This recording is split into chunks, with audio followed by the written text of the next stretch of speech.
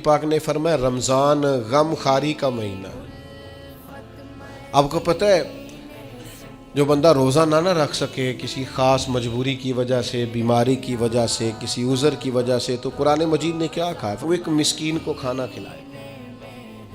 रोज़े का फिदिया ये है कि फिर वो क्या करे, रोज़ा नहीं रख सकता तो मिस्कीन की खिदमत करे। शरई हुक्म यह है कि किसी ने अगर रोज़ा तोड़ दिया रमज़ान का तो 60 रोज़े रखे कफ़ारे में, 60 नहीं रख सकता तो फिर 60 मिस्कीनों को खाना खिलाए।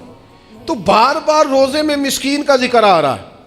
नबी करीम सल्लल्लाहु ताला अलैहि वसल्लम ने इरशाद फरमाया, जिस शख्स ने किसी रोज़ादार को इफ्तारी कराई